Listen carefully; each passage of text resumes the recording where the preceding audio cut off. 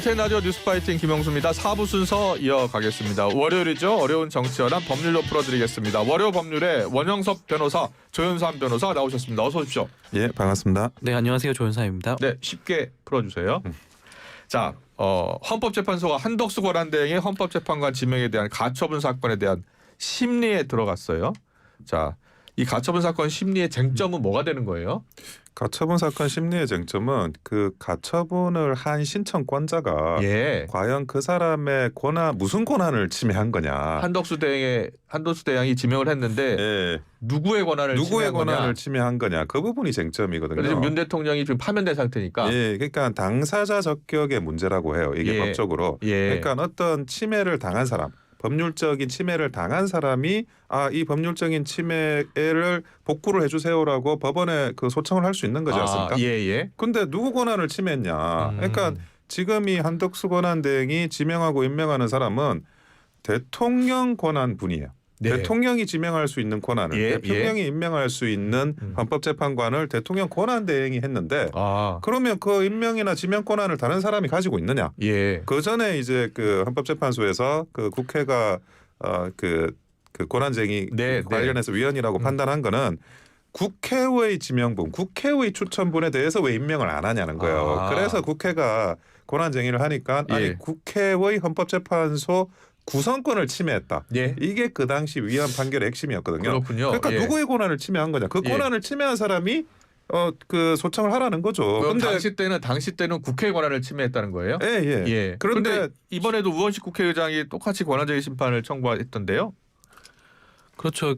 국회 입장에서는 물론 이게 대통령이 지명하는 몫은 맞습니다. 대통령 헌법재판관에 대해서. 그렇지만 지금 현재 대통령이 과연 권한대행으로서 이것을 지명할 수 있느냐의 문제도 분명히 있는 것이고요. 앞서 말씀하신 경우에도 마찬가지 우리 법에 따른다고 한다면 대통령이 지명한다고 하더라도 국회의 인사청문 절차는 거쳐야 되거든요. 그런 인사청문 절차에 있어서 정당한 후보자가 인사청문 절차를 거칠 수 있느냐의 문제도 있는 겁니다. 여기에 대해서 국회에서는 좀 문제 제기를 하고 있는 부분이고요. 그리고 마찬가지로 당사자 적격에 대한 문제는 이것이 국회만 지금 권한쟁의 심판이라든가 가처분 신청을 한 게 아니고요. 일반 헌법소원도 제기가 되어 있습니다. 관련된 헌법소원과 가처분 신청건들이 도합해서 한 6건씩 있다고 하는데요. 그렇군요. 그렇다고 한다면 헌재 입장에서는 물론 국회의 입장도 당연히 판단을 해야겠지만 헌법소원에 대해서도 판단을 할 수가 있는 겁니다. 헌법소원의 경우에는 지금 진행되고 있는 헌법재판들이 있을 수 있거든요. 그분들 입장에서는 헌법재판관이 정당하지 않은 헌법재판관이 임명됨으로 인해서 본인의 그런 기본권을 침해했다라는 주장을 하고 있는 것이거든요. 그렇다고 한다면 앞서 말씀하신 그런 당사자 적격의 문제에 있어서도 저는 충분히 문제가 없다는 생각이 드는 것이고요. 그렇다고 한다면 본안 판단을 들어갈 수밖에 없을 겁니다. 본안에서 이것이 과연 국민의 기본권을 침해한 것이 맞는지에 대해서 따져볼 수 있을 것이고요. 그 전에 지금 문제가 되는 것은 가처분이다 보니까 가처분의 경우에는 굉장히 지금 당장 필요한 조속히 결정을 해야 될 필요성이 있는 경우에 인용이 되는 것인데 헌법재판관은 지금 2명의 임명이 바로 30일 안에 이루어질 수 있단 말이에요. 그렇다 보면 이렇게 조속히 재판관이 임명이 되면 본안 판단을 받기 전에 임명 절차가 마무리됨으로 인해서 겪게 되는 국민의 기본권 침해의 피해가 크다고 생각이 되면 충분히 가처분 인용도 나아갈 수 있지 않을까 생각이 듭니다. 자, 오늘이 14일인데요. 문영배 이미선 재판관이 18일 날 퇴임하니까 나흘 남은 거잖아요. 그 전에 판단이 나올 것 같습니까? 그 전에 가처분이라는 건 신속하게 하는 게 목적이기 때문에 그게 인용이든 기각이든 판단이 나올 수는 있어요. 근데 아까 말씀하신 그 청문권의 문제, 인사청문의 문제는 하면 돼요. 국회에서 하면 된다고요. 그런데 국회에서 하면 되는 문제를 그러면 인사청문을 해보고 이 사람이 정당한지 아닌지는 청문회 과정에서 드러나게 하고 그리고 국민들께 알리면 돼요. 그거를 본인들이 안 하고 그거를 청문권의 침해라고 하는 거는 좀 그게 맞지가 않고요. 아까 그리고 또 헌법소원 이야기도 하셨는데 마은혁 재판관 관련한 문제 이럴 때도 헌법소원 같이 했습니다. 근데 권한쟁의도 하고 헌법소원도 했어요. 그런데 헌법소원은 각하 처리가 됐습니다. 그 부분은. 그랬어요? 근데 또 한 가지. 그러면 내가 마음에 안 드는 사람을 대통령이 지명해서 또는 국회가 추천했어. 그럴 때마다 일반 국민들한테 헌법소원으로 이거를 다툴 수 있는 권한을 준다는 게 그게 뭐 말이 되느냐? 아니 그러면 앞으로 그 마흔역이든 누구든지 간에 다 그러면 소송하는 거예요. 심리 한번 받아보는 거예요. 그러니까 그걸 하면 안 되기 때문에 그게 정말 저 국민이 국민이라고 하지만 한 명의 개인인 거죠. 그 개인한테 대한민국에 있는 모든 임명직 공무원 헌법기관 임명에 대해서 다 헌법소원을 할 수 있는 권한을 주는 게 맞느냐. 그 문제거든요. 그러니까 그거는 인정을 받을 수는 없을 것 같아요. 그래서 여러 가지 당사 적격 문제라든지 이런 걸 보면 사실은 뭐 가처분이 인용되기는 굉장히 어려워 보입니다. 아 그래요? 예, 분석 전망이 엇갈리고 있어서 이번 가처분 사건 주심이 마흔역 재판관이더라고요. 변수가 되겠습니까? 뭐 재판관 주심 재판관에 따라서 뭐 결론이 달라진다고 하면 사실 법적 안정성이라는 게 존재할 수가 없겠죠. 뭐 그렇다고 하더라도 주심의 역할은 분명히 있습니다. 판결문 결정문 초안을 작성을 하고 재판을 주재를 하다 보니까 여러 가지 뭐 그런 관련해서 정치적인 성향이라든가 그분의 그 분류되는 그런 지향점에 대해서 뭔가 이의를 제기한다거나 문제 제기를 할 수는 있는데요. 저는 뭐 그렇지는 않다고 보여지고요. 마흔역 재판은 첫 번째 재판이지 않겠습니까? 본인이 지금 어떻게 보면 뭐 국민의힘 측에서 그렇게 극렬하게 반대를 하고 지금 행정부 차원에서도 극렬히 반대하는 와중에 맡게 되는 주목받는 첫 번째 재판인데 그것을 뭐 허투루 진행할 가능성은 저는 없다고 보여지고요. 다만 이번 그 가처분 신청이 인용될지 기각될지에 대해서는 조속히 결론을 내릴 수밖에 없습니다. 앞서 말씀하신 것처럼 지금 두 분의 재판관이 그 퇴임 시기가 너무나 임박해 있어요. 본래도 한 일주일 안에 결론이 나는 것이 가처분 사건이다 보니까 저는 금주 중에 인용이든 기각이든 결론이 나올 것으로 보여지고요. 거기에 대해서 마흔역 재판관이 본인의 의견을 뭐 적극적으로 투영한다거나 뭐 그럴 가능성은 좀 낮지 않을까 생각이 듭니다. 그렇군요. 알겠습니다. 좀 기다려 봐야 되겠습니다. 어떤 결론이 나올지요. 그리고 윤 전 대통령 형사 재판이 오늘부터 시작되는데 법원이 이제 법정 내 촬영을 불허한 것을 놓고 논란입니다. 이명박 박근혜 전 대통령 때는 촬영을 허가했었는데 이번 결정을 어떻게 보고 계시나요? 저는 뭐 그 사실은 원칙적으로 법정에서 녹화나 촬영은 안 되게 돼 있어요. 예외적으로 그거는 허용이 됩니다. 그러니까 변호사들이 뭐 법원에 가거나 아니면 일반인들도 법원에 가보신 분들은 다 알 거예요. 경위가 있거든요. 그 경위가 항상 녹음하면 안 됩니다. 촬영하면 안 됩니다. 그 이야기를 해요. 그건 일반적인 거예요. 그러니까 원칙이고. 그런데 그 공익적인 필요가 있을 수 있겠죠. 국민의 알 권리라든지 그런 부분은 있을 수 있는데 근데 저는 뭐 여기에 관련한 불허 문제는 이번에 그 대선하고도 좀 연계가 있다고 생각을 합니다. 그래요? 대선에 그런 장면들이 붙여지는 게 이게 그 선거에 어떤 영향을 줄 수 있을까? 그 영향에 따라 가지고 좀 그 판사들이 항상 중요하게 생각하는 게 내가 하는 판결이 선거에 영향을 안 미치게 하는 걸 굉장히 중요하게 생각하거든요. 그래서 일단은 대선 전까지는 그 비공개로 하게 될 것 같고요. 근데 대선이 지나면 그때 이제 그 재판부가 어떤 판단을 내릴지에 대해서는 뭐 국민 알 권리를 기준으로 판단을 내릴 가능성도 저는 배제할 수 없다고 봅니다. 그렇군요. 그렇다면 조기 대선이 끝나고 나서는 허용할 수도 있다. 그렇습니다. 어떻게 보고 계세요? 예전 전례를 살펴보게 되면 공개한다고 해도 한 1분 30초 정도 밖에 공개를 안 했었거든요. 이전 대통령들의 그런 각종 형사 재판에서도 그랬습니다. 그 정도 공개하는 것이 어떻게 오히려 뭐 국민의 알 권리를 침해하는 정도가 더 큰 게 아닌가 하는 생각이 드는데 법원이 구태여 그런 정치적인 판단을 할 필요가 있을까? 대선에 영향을 미칠 가능성이라든가 그런 것을 염두에 둘 필요가 있을까라는 생각이 우선 들고요. 사실 이전에도 문제가 많았죠. 지금 이 서울중앙지법 재판부의 경우에는 구속 취소 결정을 내린 재판부 아니겠습니까?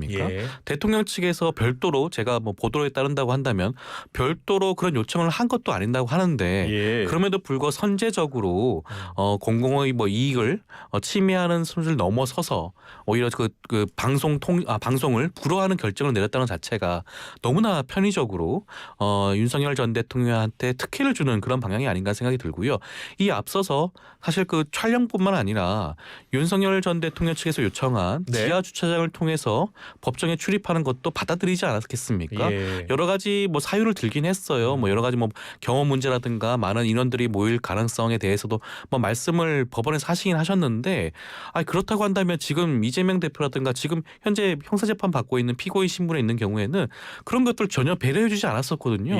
지금 당장도 재판에 법정에 출석할 수밖에 없는 상황입니다. 많은 취재진들과 지지자 반대자들이 뒤섞이는 상황에서 재판에 출석할 수밖에 없는데 만약에 여러 가지 정치적인 문제를 고려한다고 한다면 여야 지금은 여당이 없긴 하지만 이제 여러 정당의 당 대표들이라든가 유력 대선 주자에 대해서는 똑같이 대우해야 되는 거 아니겠습니까? 예. 구태여 파면당한 윤석열 전 대통령에 대해서만 이런 특혜를 주는 것이 온당한지 아마 국민들의 눈높이에 맞지 않는 게 아닌가 생각이 듭니다. 네, 잘 들었습니다.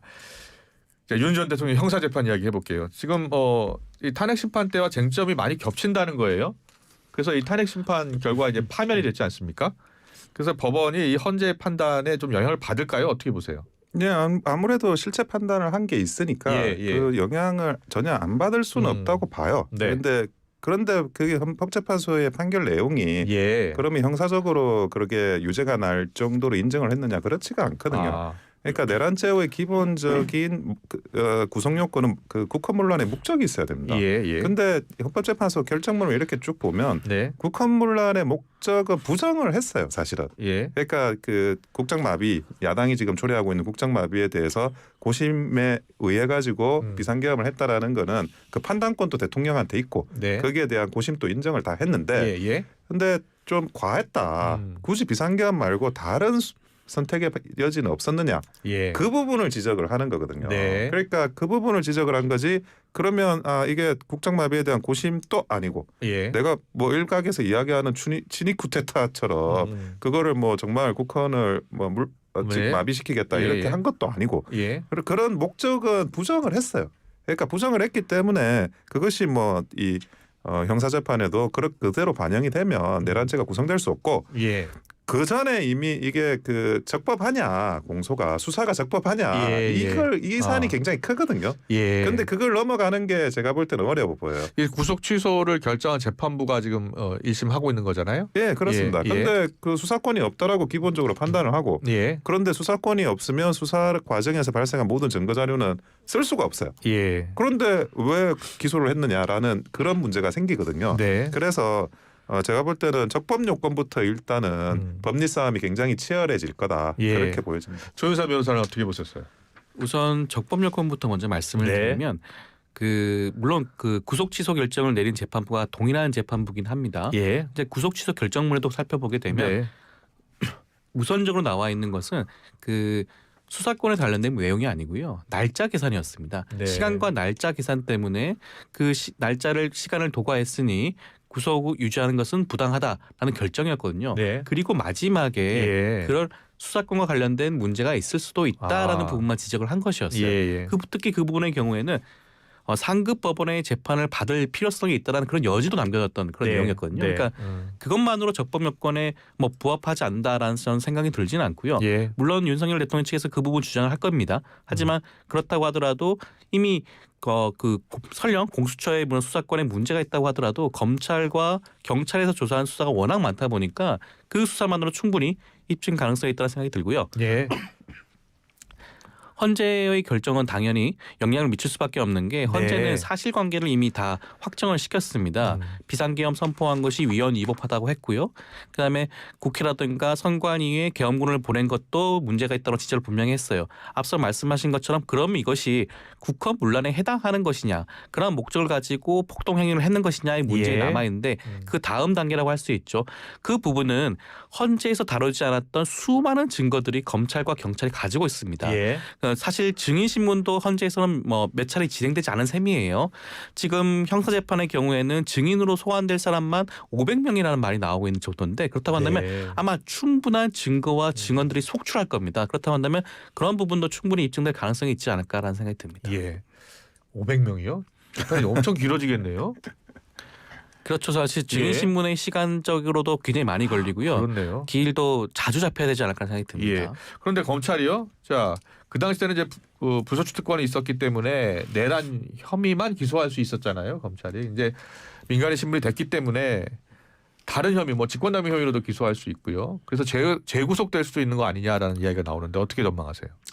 사실은 뭐 그게 결국에는 내란죄라는 그 범죄 사실로 하나로 다 들어가는 거라 가지고 예. 그걸 가지고 그 중에 일부를 떼내서 다시 뭐 기소를 하거나 그러는 거는 사실은 뭐 일어나지 않을 가능성이 굉장히 높고요. 예. 원래도 이거는 뭐 대통령에 대한 것뿐만이 아니고 예. 일반인이라고 하더라도 하나의 기본적인 사실관계가 동일한 사건에 대해서 그거를 쪼개가지고 별도로 이거를 기소하고 구속하고 이러는 거는 그거는 옛날부터도 해서는 안 되는 그런 검찰의 공소권 대표적인 공소권 남용 사례입니다. 예. 그래서 뭐 그게 만약에 이 내란죄라는 범죄 사실과 완전히 외떨어져 있는 그런 별도의 그런 사실관계로 뭐 수사를 하거나 기소하는 건 모르겠어요.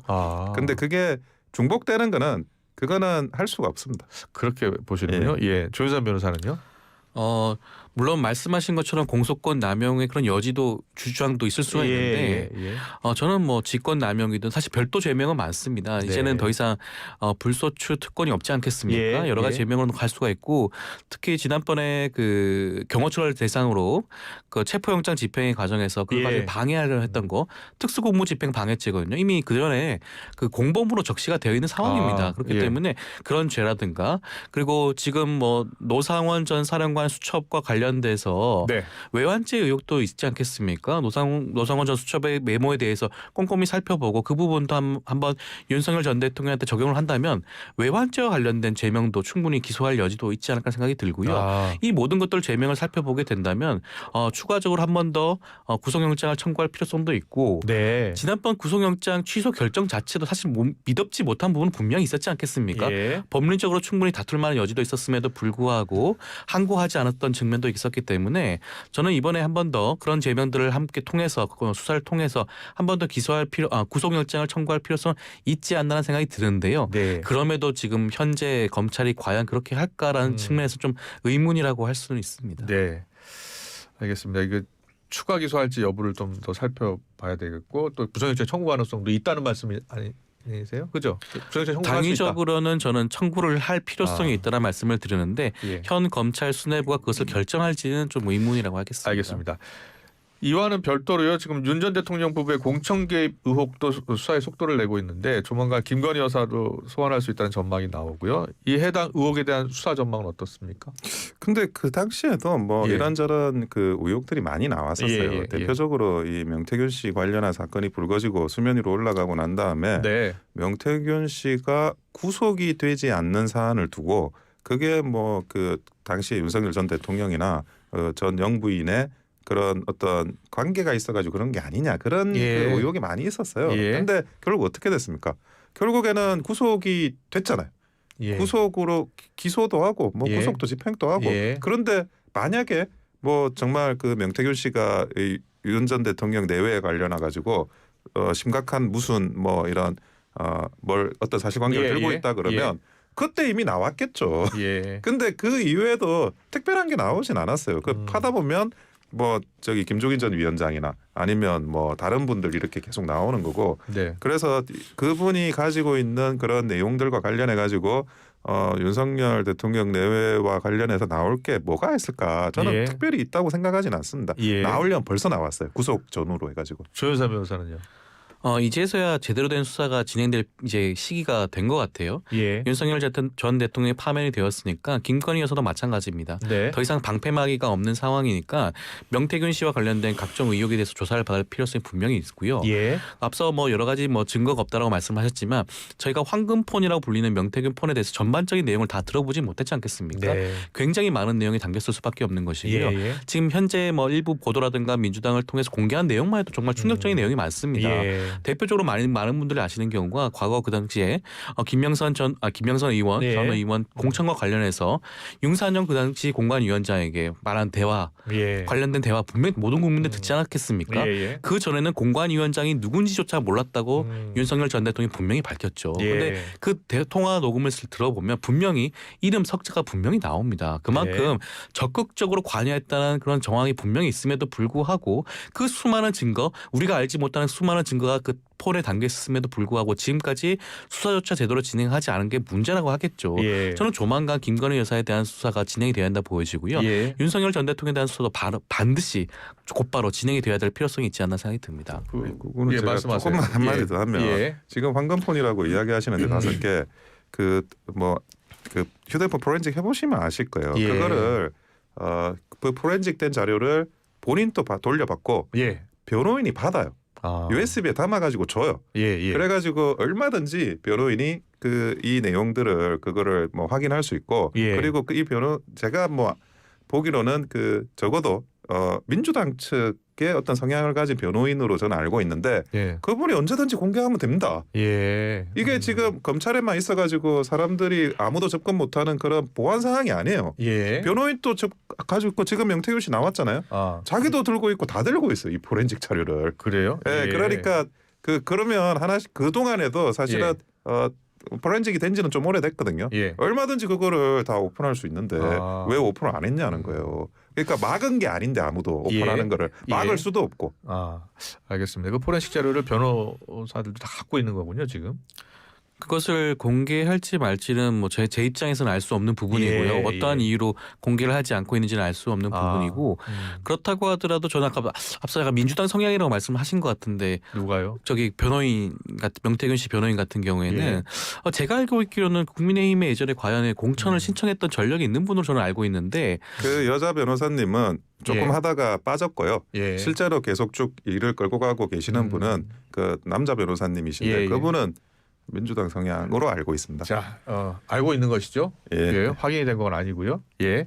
그런데 명태균 씨가 지금 보석으로 풀려난 상태인데 SNS에 글을 올렸더라고요. 어떤 먹잇감을 먼저 물고 뜯어야 군중이 열광할까라는 글을 올렸어요. 명태균 씨가 이제 사실 뭐 구속에서 풀려났으니까 석방되었으니까 이제 아마 자기 입맛에 맞는 결정을 할 가능성이 있지 않을까 생각도 드는데 저는 좀 그러지 말고 더 이상 좀 이렇게 뭐 어떤 뭐 입지 때문에 어떤 결정을 하지 말고 좀 국민들이 굉장히 궁금해하는 부분 많지 않습니까? 그렇다고 한다면 전반적으로 모든 것을 다 공개해 줬으면 좋겠어요. 뭐 윤석열 전 대통령 관련된 내용뿐만 아니라 국민의힘과 관련된 내용도 분명히 많을 것이거든요. 그 부분도 함께 공개하는 것이 맞지 않나 생각이 듭니다. 저도 공개에 대해서는 대찬성입니다. 이런 그 정치 브로커라고 해야 되나 이런 분들이 만약에 이런 분들하고 이런 적극적인 도움을 받아가면서 일을 처리했다 그러면 뭐 국민들께서 내용을 알아야죠. 그거는 당연히. 그래서 반드시 수사하고 또 우리 명태균 씨가 밝힐 것도 다 밝히고 저는 뭐 그 경남 지역에 여야를 가리지 않은 걸로 알고 있는데 뭐 그거는 당적이나 이런 걸 따지지 말고 밝혀야 되는 건 모두 밝혀야 된다라는 생각입니다. 알겠습니다. 그리고 윤 전 대통령 파면으로 대통령 기록물 이관 작업이 시작됐는데요. 자, 이관 작업이 시작되면서 이 비상계엄 관련 기록물 최장 30년간 보호될 수 있다는 이야기가 나오는데요. 맞습니까?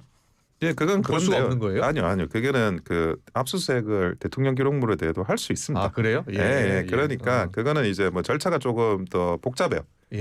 그 서울고등법원 그리고 서울고등검찰청 이걸로 통해 가지고 해야 되는 특별 절차가 있어서 그렇지 압수수색이 얼마든지 가능하기 때문에 뭐 그거 가지고 무엇을 은폐한다 이렇게 뭐 프레임 잡아가지고 할 문제는 아닙니다. 그렇군요. 대통령 기록물에는 어떤 내용들이 더 포함이 돼 있을 가능성이 있을까요? 사실 뭐 가장 관심이 있는 거는 이번 비상계엄과 내란과 관련된 각종 기록물을 지금 이관시키고 있는 게 아닌가라는 의심을 하는 거죠. 그 부분에 대해서 물론 압수를 통해서 확인할 수 있다라고 말씀을 하셨지만 그 절차가 까다로울 수가 있습니다. 그리고 그 압수 기록물의 경우에는 특정의 요건도 분명히 필요하거든요. 언제부터 언제까지 어떤 내용으로 작성한 그 기록물에 대해서 압수를 한다라든가 여러 가지 그런 제약 조건이 있을 수가 있기 때문에 이렇게 급박하게 이관하는 절차 자체가 이런 각종 형사재판에서 필요성이 있을 수가 있는 그런 증거 자료를 지금 숨기려는 그런 의도가 있는 게 아닌가라는 그런 의심이 들 수밖에 없는 부분이라고 할 수 있겠습니다. 알겠습니다. 마지막 질문을 드려야 될 것 같은데 윤 전 대통령 이거 일주일 만에 관저를 떠나서 서초동으로 복귀를 했는데 이 단독주택이 아니라 주상복합 아파트잖아요. 경우 어떻게 합니까 이거? 원래는 단독주택이 있고 그리고 이제 경호동을 그 옆에 짓고 그리고 그 경호동에서 경호원들이 그 전직 대통령을 경호를 하거든요. 주민들이 불편하겠는데. 원래 그 예산이라는 것도 사전은 예산이 없어요. 사전은 개인 자비로 하는 거고 경호동을 짓는 그 부분이 그 국민의 세금으로 지어지는 겁니다. 그런데 지금 현재 집합 건물이고 아파트라 가지고 경호가 원활할지는 모르겠어요. 일단은 주민들은 뭐 환영한다라고 이야기를 하고 있는데 근데 뭐 궁극적으로는 좀 적절한 장소를 알아보는 수순이 되지 않을까 하는 생각입니다. 그렇군요. 근데 파면이 된 대통령도 경호는 계속 되나 봐요? 지금 관련 법령에 따르면 10년 정도는 예. 경호를 할 수 있다고 되어 있는데 예. 근데 지금 이 사저 같은 경우에는 예. 물론 집합 건물이긴 하지만 과거에 그 윤석열 전 대통령이 관저에 들어가기 전에 한동안 머물지 않았겠습니까? 네. 그렇기 때문에 아마 경호 차원에서는 아마 익숙한 부분은 분명히 있을 겁니다. 그 예. 전에도 대통령 지위에 있었을 때에도 경호처에서 각종 경호 업무를 수행을 했기 때문에 예. 경호는 가능해 보이긴 하는데 예. 그렇다고 하더라도 지금 말씀하신 그대로 이것이 도심 한가운데 있는 아파트지 않겠어요? 그런데 예, 예. 여기에 전 대통령이 계속해서 머무는 것은 굉장히 좀 부적절한 모습이 있습니다. 그렇기 예. 때문에 앞서 여러 가지 안들이 나왔었는데 예. 뭐 서울 외곽이라든가 네. 경기도 교외 지역에 예. 주택을 마련한다는 말이 있었으니까 저는 좀 조속히 그 부분이 좀 이행이 될 필요성이 있지 않나 생각이 듭니다. 예. 알겠습니다. 월요 법률의 오늘 수사는 여기서 마무리하겠습니다. 지금까지 조현산 변호사, 원영섭 변호사와 함께했습니다. 잘 들었습니다. 고맙습니다. 예, 감사합니다. 고맙습니다. 감사합니다.